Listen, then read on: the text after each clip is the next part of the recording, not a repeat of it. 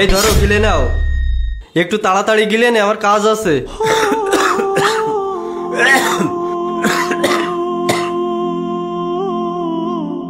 বাবা, এই দুটো পান পাপড় দিলে আর দুটো ঝাল, এদিকে আমি ভাত খেতে পারবো বাবা? তুমি বৌমাকে বলে যদি কোরবানির একটু গোশ আমার দিতে, তাহলে আমি দুটো ভাত খেতে পারতাম বাবা। তুমি গোশ খাবা? হ্যাঁ, ও গোশ অল্প একটুকুন আছে, ওই শ্বশুর শাশুড়ির জন্য রাখা হয়েছে, আর গোশ নেই। হ্যাঁ, গোশ খাই খাই জিভা লম্বা হয়ে গেছে। আচ্ছা ঠিক আছে বাবা, আমার কোনো অসুবিধা নেই, আমি এই খেতে পারবো। পান্তা ভাত আমার খুব পছন্দ, আর কাঁচা জাল আমি ছোট থেকে এটা আমি খাই।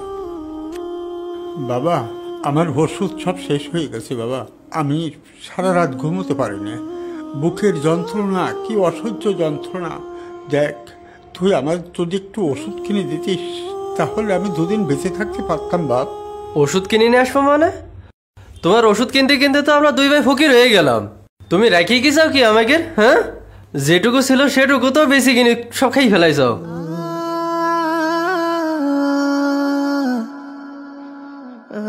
যত সব মিজাজটা একবারে খারাপ করে দেয়।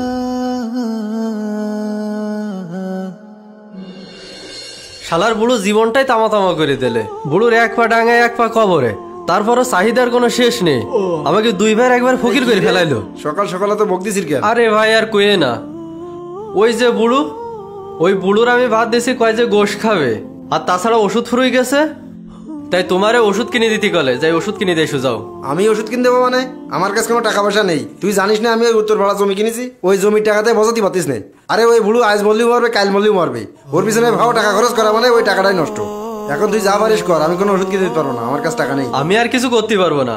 শালার বুড়ো মরেও না, শালার বুড়ো মরলেও বেঁচে যেত।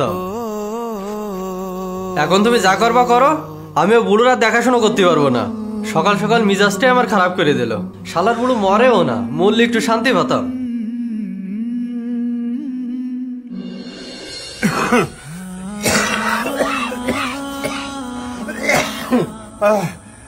অনেক সহ্য যন্ত্রণা।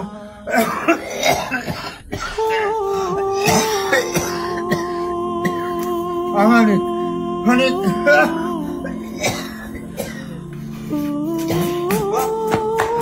কি আছে? তোমার আমি ডাক্তারের কাছে নিয়ে যাবো। আমি অ্যাম্বুলেন্স ফোন দিচ্ছি। না বাবা, ডাক্তার কাছে নিয়ে যেতে না, তোরা সুখী থাক বাবা। বাবা, আমি দম ফেরাতে পারছি না। আমার তোর কিছু হবে না। আব্বা, আব্বা, আব্বা, আব্বা, আব্বা।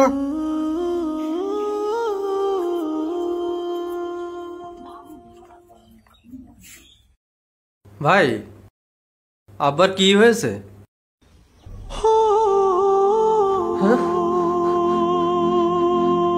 আব্বা, আব্বা, ভাই, আব্বার এই অবস্থা কখন এলো? মানুষ দাঁত থাকে দাঁতে মামা বোঝে না। চাষা কতদিন থেকে অসুস্থ ফেরানি, যদি হাসপাতালে নিয়ে যাইতো তাহলে আরো কদিন বাঁচতো। যেমন সব কান্দাকাটি করতিস, এগিয়ে অবহেলা করে চাষা আজকে মারা গেল। বড় ভাই, আব্বা তো মারা গেল অনেকদিন হয়েছে, তাছাড়া এলাকায় আমাদের সম্মানও আছে, তাই আব্বার খানাটা একটু তাড়াতাড়ি দেওয়ার দরকার। এখন কিভাবে কি করলে ভালো হয়, হুজুরের কাছ থেকে একটু পরামর্শ নেন। হুজুর, আপনি তো জানেন আমাদের আব্বা মারা গেছে। হ্যাঁ, আর তাছাড়া আমাদের এলাকায় একটা সুনাম আছে। এখন যদি বড় ধরনের একটা খানা না দিই, তাহলে এলাকায় বিভিন্ন ধরনের কথা উঠবে না। তা তো অবশ্যই বলবে। তাছাড়া তাদের হাতের মাটিও তো নামানি লাগবে। এখন আপনি একটু বলেন দিন, যাতে কিভাবে কি করলে খানাটা সুন্দরভাবে সম্পন্ন করা যায়। হ্যাঁ মানিক ভাই, খানা দেওয়া তো ভালো কাজ, খানা তো অবশ্যই দিতে হবে। তাছাড়া আপনি তো এলাকায় সম্মানিত লোক, আপনি যদি খানা না দেন তাহলে আপনার মান সম্মান থাকবে। ইমাম সাহেবদের কাছে ভালো দোয়া নিতে হলে একটু বেশি হাদিয়া দিলে তারা মন থেকে দোয়া করে দেয়। এখন ইমাম সাহেব, হাদিয়া নিয়ে আপনার টেনশন করা লাগবে না। বাপ মারা গেছে, অনুষ্ঠান হবে ভিআইপি লেভেলের, 10 লক্ষ টাকা বাজেট। বাপ বাঁচি থাকতে বাদ দেয় না, এখন মরি গেছ, খানা দেশে 10 লাখ টাকা খরচ কর। এইসব দেখলে শরীরটা জ্বলি যায়। ভাই, বর্তমান খানার দিকে গেলে বিভিন্ন হুজুরা বিভিন্ন রকম মাসলা দেবে, ওসব কথার দিকে কান দেওয়া যাবে না। অন্নদান সবচেয়ে বড় দান। আচ্ছা ঠিক আছে হুজুর, ও নিয়ে আপনার টেনশন করা লাগবে না। আপনি কিন্তু ভোরবেলায় চলে আসবেন, আইসি আবার কবরটা একটু জিয়ারত করে দোয়া করে দেবেন। আর তরিকুল, ওই ক্যাটারিং এর লোকজন যেন সকাল সকাল চলে আসে। আচ্ছা ওসব নিয়ে আপনার টেনশন করা লাগবে না, ওসব আমি দেখবানে। এখন বড় ভাই, এখন গরু তো বাজারে কিনতে যাওয়া লাগবে, তাই কি দেখি প্ল্যান করতে চাও নাকি?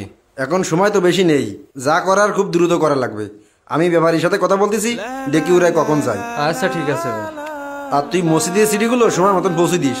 আচ্ছা সমস্যা নেই, আমার মনে আছে, আমি কম্পিউটারের দোকানে দিয়েছি, ওরা লেখালেখি করে আজকেই দিয়ে দেবে না। আচ্ছা ঠিক আছে। আচ্ছা ভাই, তাহলে আমি উঠলাম। হুজুর, আপনি তাইলে শুক্রবারে সকাল সকাল চলে আসেন। আচ্ছা ঠিক আছে। শোন আলামিন, আমার কিন্তু বাড়ি অফিসে লোক আসবে, তাদের কিন্তু খাওয়া দাওয়ার স্পেশাল ব্যবস্থা করা লাগবে।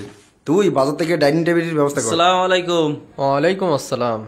হুজুর, আমি আপনাদের বাসায় গেলাম, আপনারা পালাম না। আমি মাদ্রাসা জরুরি কাজে একটু শহরে গেছিলাম। আচ্ছা যাই হোক, আপনি তো জানেন হুজুর, আমাদের আব্বু মারা গেছে, তাই আমরা এই যে আগামী শুক্রবার না, ওই শুক্রবারে খানার আয়োজন করেছি। অবশ্যই কিন্তু আপনি সেখানে আসবেন, আপনারা দাওয়াত থাকলো। আপনার বাপের জন্য আপনারা 40 পালন করতেছেন? হ্যাঁ হুজুর, আমরা এই 40 দিচ্ছি যাতে আমাদের আবার পরকাল হালকা হয়। তার জন্য নিয়ত করেছি আমরা 10-15 হাজার লোক খাওয়াবো। এখন আপনি কিন্তু শুক্রবারের দিন শিওর আসবেন, আমরা এখন গরু কিনতে যাচ্ছি। ভাই, আমি যতদূর শুনেছি আপনাদের বাপ মা নাকি চিকিৎসার অভাবে বিছানায় পিড়ি ধুকি মারা গেছে। শেষ বয়সে ঠিক মতন 2 মুঠো ভাতও পায়নি। এখন মরার পরে আপনারা 10-15 হাজার লোক খাতে দেবেন, এতে লাভটা কি ভাই? হুজুর, আপনার কাছে আমরা মাসলা জানতে আইনি, আমাদের বাপ দাদারা যা করে গেছে আমরা সেটাই করতেছি। তাছাড়া আমাদের এলাকায় একটা সম্মান আছে, সেই সম্মানের দিকে তাকাই তো আমরা এই খানাটা দিচ্ছি। এখন হুজুর, আপনি সকাল সকাল অবশ্যই চলে আসবেন। ভাই, আপনাদের কাছে আমার 3টে প্রশ্ন আছে, 3টে প্রশ্নের যদি উত্তর দিতে পারেন আপনাদের খানায় আমি অবশ্যই যাব। 3টা প্রশ্ন? আচ্ছা আপনি 3টা প্রশ্ন করেন দেখি। ভাই, আমার প্রথম প্রশ্ন হলো, জীবিত বাবাকে অবহেলা করে মৃত্যুর পরে এই যে অনুষ্ঠান আপনারা করতেছেন, এই অনুষ্ঠান কি লোক দেখানো লৌকিকতা নয়? ভাই, আর আমার দ্বিতীয় নম্বর প্রশ্ন হলো, কুলখানির নামে ধনীদের দাওয়াত ও ভুরি ভোজ শোক নাকি উৎসব? ভাই, আর আমার তৃতীয় নম্বর প্রশ্ন হলো, কুলখানির নামে ধনীদের খাওয়ানো কি সৎকা না হাদিয়া? আর হাদিয়া থেকে কি আদেও সওয়াব হয়? ভাই, আমাদের ভালোবাসা যেন মৃত্যুর পরে না হয়। যখন তারা জীবিত থাকে তখন তাদের খোঁজ খবর নেওয়া, ওষুধপত্র কিনে দেওয়া, 1 গ্লাস পানি আগে দেওয়া, এগুলো তো আমরা তখন করি না, কারণ তখন যে আমাদের টাকা খরচ হয়। আর যখন তারা মারা যায় বড় বড় গরু জবাই করে ভিআইপি লোকদের দাওয়াত দিয়ে আমরা কুলখানির নামে মহা উৎসব পালন করি। হুজুর, তাহলে আমরা এখন কি করতে পারি? ভাই, এই ভুরি ভোজের অনুষ্ঠান না করে মসজিদ মাদ্রাসায় কিছু অর্থ দান করে দেন, সেখান থেকে আপনার বাবা সদকা জারিয়া হিসাবে সব পাইতে থাকবে।